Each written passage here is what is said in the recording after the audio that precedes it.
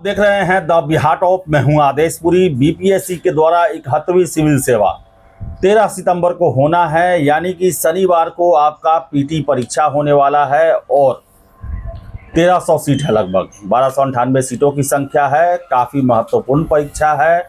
PT अपने नियत समय पे हो रहा है और देखा जाए तो आपके पास महज 48 घंटे से भी कम समय बचा हुआ है। हमारे साथ हैं पटना के जाने माने शिक्षक हैं, बहुत लंबा अनुभव है इनका सिविल सेवा के क्षेत्र में। अब इन्हीं से जानेंगे कि अंतिम 48 घंटों में आपका रूटीन जो है वो कैसा होना चाहिए। आपको कितना भी कहा जाए कि आप रिलैक्स होइए, नहीं हो पाता है। लोग कुछ ना कुछ पढ़ता देखता ही है, ट्रेन में भी यात्रा करने के दौरान देखता है लोग। तो उस समय भी आपको किन चीज़ों का ध्यान रखना चाहिए, एग्जामिनेशन में किन चीज़ों का ध्यान रखना है, इन्हीं पर चर्चा करेंगे। लास्ट टाइम आपकी क्या रणनीति होनी चाहिए सर, छात्रों को क्या कहेंगे शनिवार को एग्ज़ाम है सर? सबसे पहले तो जितने भी छात्र एग्ज़ाम दे रहे हैं उन सभी लोगों को हम आपके चैनल से शुभकामना देना चाहते हैं कि वो लोग जो भी विकल्प चयन करें वही विकल्प सही हो जाए, ये हम एक शुभकामना देंगे। लेकिन कुछ चीज़ों को हमें ध्यान में रखना है।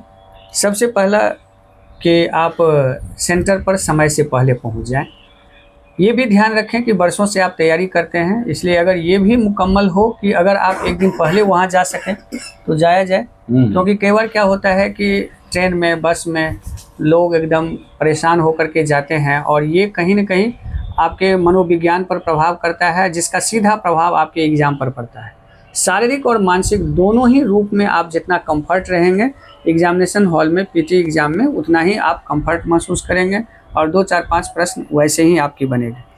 अब तीसरा बात है कि अगर मान लीजिए कि एग्ज़ामिनेशन हमारा 12 बजे से है तो हम अपने घर से 9 बजे ही निकल जाएं, चाहे उस शहर में ही क्यों ना हम पहुंचे हुए हों, लेकिन हम 9 बजे पहुंच जाएं, जिससे कि वहां जाने के बाद मानसिक रूप में अतिरिक्त कोई दबाव हमें नहीं लेना है। तीसरा बात है कि एग्ज़ामिनेशन की रात ऐसा होता है कि नींद नहीं आती है। नींद नहीं आने के पीछे जो कारण होता है कि एक होता है कि सब कुछ हम पढ़ लिए हैं लेकिन फिर भी हमें बहुत कुछ नहीं पढ़े, लगता है कि ये छूटा है, वो ये मेरा ये छूटा है, ये छूटा है। तो ये चीज़ें एक स्वाभाविक होता है, ये हर व्यक्ति के साथ होता है, इसलिए एक स्वाभाविक कैरेक्टर को मान करके इसको आपको नज़रअंदाज करना है। दूसरी बात, अगर मान लीजिए कि नींद ना भी आए तब भी आप ये प्रयास करें कि उसमें देर रात ना जगें, आप सोएं। भली आपको नींद ना आए लेकिन आप सोने का प्रैक्टिस करें, सोएं। इसके बावजूद भी अगर नींद ना आए या बहुत सारी बातें हो तो कुछ ना कुछ देखना चाहिए, पॉजिटिव चीज़ें सोचना चाहिए, पॉजिटिव बातें करनी चाहिए, पॉजिटिव लोगों से चिंतन करना चाहिए। अब यहाँ बात है कि अगर हम ये सारा काम करने के बावजूद भी और क्या सब करना चाहिए, तो उस रात में हैवी भोजन नहीं करना चाहिए। खाना सहज खाइए जिससे कि स्वस्थ रहिए, इतना खाइए कि जिससे कि आप संतुलित रहें। एग्जामिनेशन देने से पहले भी हल्का खाना खाना है, ऐसा नहीं कि हम बहुत ज़्यादा नाश्ता कर लिए, बहुत सारी बातें कर लिए। अब आ गई कि अभी इस समय में हमें सबसे अधिक किन किन चीज़ों को देखना है। तो मान लीजिए कि आपका स्टैटिक पोर्शन लगभग तैयार होगा और हमारे जो आयोग हैं वो इस बार बड़ी तत्परता के साथ प्रेस में आकर या भिन्न भिन्न माध्यमों से वो आपको आगाह करते रहे हैं कि आप सिविल सेवा की तैयारी करते हैं, आप पाठ्यक्रम को फॉलो करें, नहीं कि किसी शॉर्टकट माध्यम को। पाठ्यक्रम के फॉलो करने का मतलब होता है कि पाठ्यक्रम में जो सेगमेंट दिया गया है उस सेगमेंट के बारे में छोटा इन्फॉर्मेशन भी चाहिए, बड़ा इन्फॉर्मेशन भी चाहिए और डायनामिक इन्फॉर्मेशन भी चाहिए। तो ये सब चीज़ें आपको ध्यान में रखना है और उन चीज़ों को आप तैयार किए होंगे। अब यहाँ पर है कि अभी फ़िलहाल हमें किन किन चीज़ों पर ध्यान देना है। तो सबसे पहला ध्यान देना है कि आपको नकारात्मक नहीं सोचना है। दूसरा जो अब ध्यान देना है कि सबसे अधिक कन्फ्यूजन जिस प्रश्न में आता है वो प्रश्न होता है आंकड़ा वाला। और आंकड़ा वाले देखने के लिए आपके पास बहुत सारे मैगजीन होंगे, किताब होंगे, उस आंकड़ा को बार बार आप देखते रहिए क्योंकि वो याद नहीं होता है, नज़र में बैठता है। बहुत सारे प्रश्न होते हैं, जैसे कि जनगणना से संबंधित जो आंकड़ा होता है वो भी आपको हमेशा के लिए याद नहीं होगा। आप आंकड़ा में भूल ही जाएंगे। जैसे बजट से संबंधित आंकड़ा है, किस विभाग में कितना खर्च किया गया है वो आंकड़ा है, बिहार में कितना वन परसेंटेज है ये आंकड़ा है, कृषि के क्षेत्र में उत्पादन से संबंधित आंकड़ा है, उस आंकड़ा को बार बार देखना है। क्योंकि टॉपिक आप याद कर लेंगे लेकिन आंकड़ा, एक्यूरेट आंकड़ा हमेशा आपके दिमाग में सेट रहे, ये नहीं हो सकता है। इसके लिए उसे एग्जामिनेशन के दिन भी लोग एग्जामिनेशन सेंटर पर ही देखते रहते हैं। तो जो अच्छे लोग रहते हैं वो केवल वही आंकड़े लोग देखते हैं। सब लोग अच्छे लोग हैं ये हम नहीं कहेंगे, जो भी सीरियस होते हैं। तो आपको क्या करना है कि उसमें आंकड़ा को ध्यान में रखना है, बिहार से संबंधित जितनी भी इंफॉर्मेशन है वो ध्यान में रखना है, करंट जो अभी घटनाक्रम चल रहा है उसको ध्यान में रखना है, और अभी आपको सभी स्टैटिक सेगमेंट से छोड़ करके सभी करंट सेक्शन को हमेशा देखना है। क्योंकि करंट जो होता है वो याद नहीं होता है बल्कि उसको नज़र में रखा जाता है, जिससे कि आप विकल्प देखें तो आप चुन लें। जी सर। विकल्प देख करके चुनने से ये सहूलियत होगी और इन चीज़ों पर आप लोगों को ध्यान देना है। यही मूल चीज़ें हैं। अब आ जाते हैं एक जिसको हम लोग हॉल मैनेजमेंट कहते हैं, वो बहुत ज़रूरी होता है। एग्जामिनेशन हॉल में जाएंगे तो 3-4 चीज़ों की हो सकता है सामना करना पड़े और नहीं भी करना पड़े। पहला हो सकता है कि जिस बेंच पर आप बैठे हैं वो बेंच डेस्क टूटा हुआ भी हो और नहीं भी हो। तो जैसे ही मान लीजिए कि टूटा हुआ हो तो दिमाग में पहले ही सेट करना है कि हमको विपरीत परिस्थिति में परीक्षा देना है, इसीलिए उन सभी चीज़ों के लिए तैयार रहना है। एक बात आप याद रखिए, कहा जाता है कि होप फॉर बेस्ट और प्रिपेयर फॉर वर्स्ट।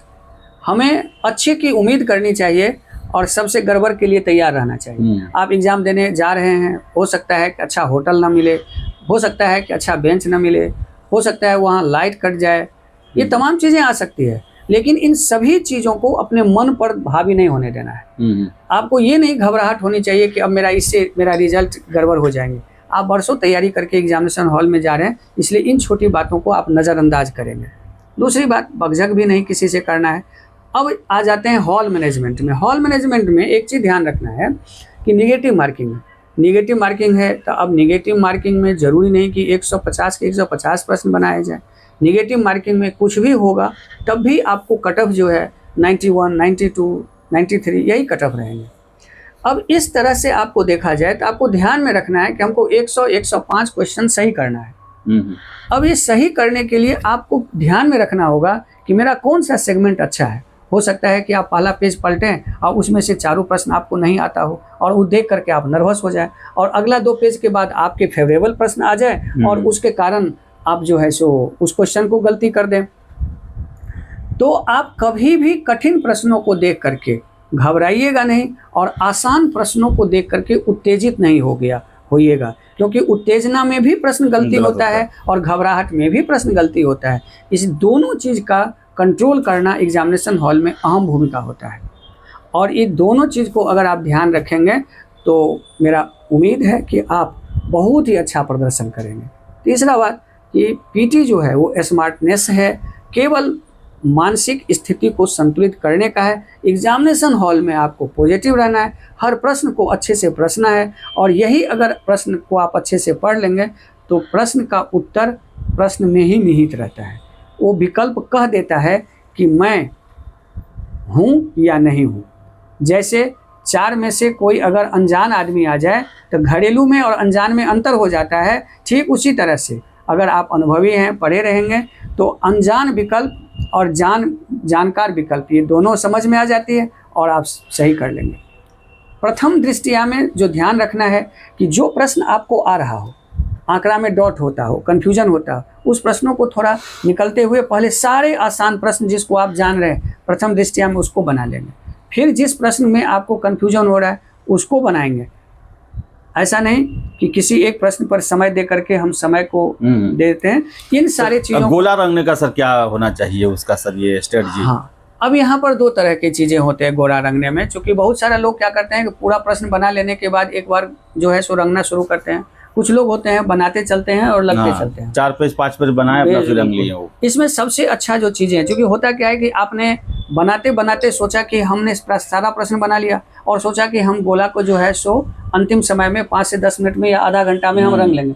लेकिन आधा घंटा में प्रॉपर गोला नहीं रंगा जाता है। या तो आप अच्छे से रंगेंगे या बुरे से रंगेंगे, या आधा रंग जाएगा, या हो सकता है कि जल्दबाजी में आपको छूट जाए, सीरीज गड़बड़ हो जाए, ये भी हो सकता है। हो सकता है कि आप आंसर एक का बी रंग रहे हैं और रंगा रहा है सी, ऐसा भी हो जाता है। इसलिए क्या करना है कि आप 1 से 2 पेज प्रश्न बनाते जाइए और उसको फाइनल करते जाइए।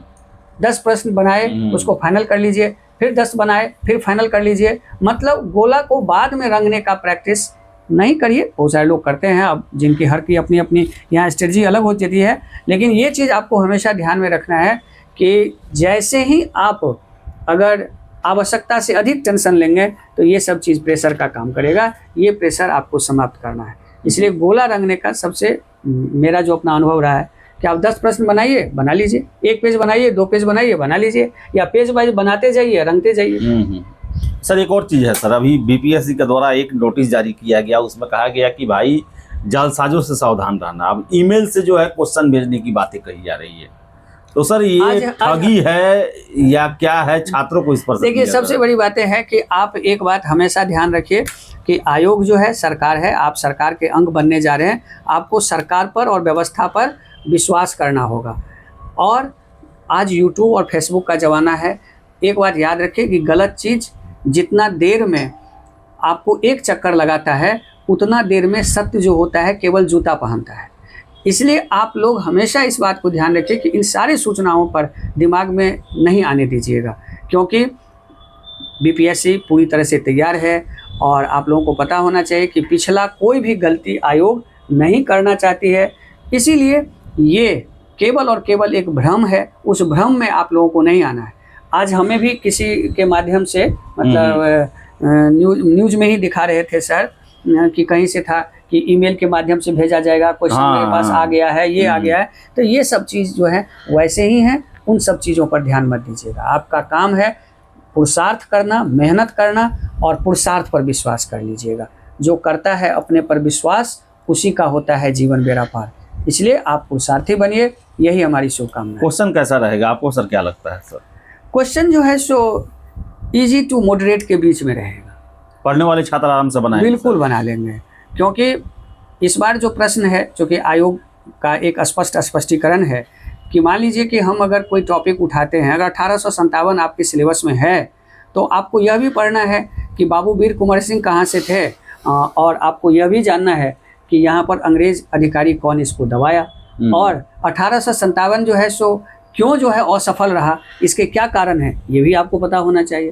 1857 ने भारत की स्थिति को कैसे बदल दिया, ये भी कंसेप्ट का क्वेश्चन आ जाएगा, तो इसके लिए भी तैयार रहना चाहिए। कहने का मतलब है कि आपको छोटा से लेकर के बड़ा इंफॉर्मेशन सब कुछ आना चाहिए, यही आयोग की पहचान है। नहीं, लोग भूल गया था कि सिविल सेवा जो है वो डीप अध्ययन का चीज़ है, उसी को याद कराया गया है कि आपको सारा चीज़ गहराई से पढ़ना पड़ेगा। बिल्कुल, आपको गहराई से पढ़ना है। सिविल सेवा जो है समाज का एक सबसे बेहतरीन सर्विस होता है, इसलिए आपको ये चीज़ें, और अभी इन सब चीज़ों पर चर्चा न दिमाग में बिठाना है, आपको ये बिठाना है कि आपने जो पढ़ा है वो आपके साथ है, केवल आपको स्मार्टली और पॉजिटिवली सोचना है, पीटी हो जाएगी। चलिए, तो सर का साफ कहना है कि संतुलन बनाए रखें, और सर ने जैसा बताया उसका आप अवलोकन करें और उसको आप पूरा करने का प्रयास करें, क्योंकि बताएं कि सर जो है वर्षों से पढ़ा रहे हैं और हजारों हजार छात्रों के साथ ये प्रॉब्लम समस्या देखे हैं। इसलिए आप परीक्षा सेंटर पर निकलने से लेकर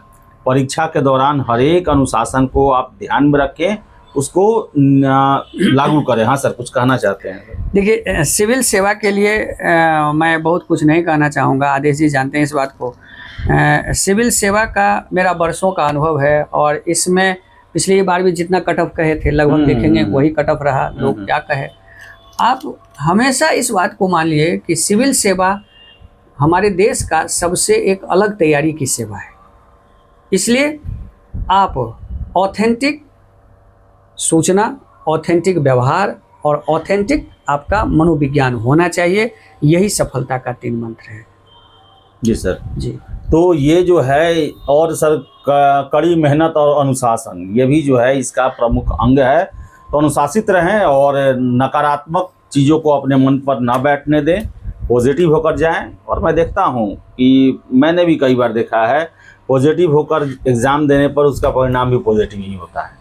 तो इसको आप ध्यान में रखें, और हर एक अपडेट आपको हम देते आए हैं, देते रहेंगे। आप सभी को शुभकामना है। फिलहाल इस वीडियो में इतना ही। वीडियो पसंद है लाइक शेयर करें, हमारे चैनल द बिहार टॉप को सब्सक्राइब जरूर कर लें। धन्यवाद।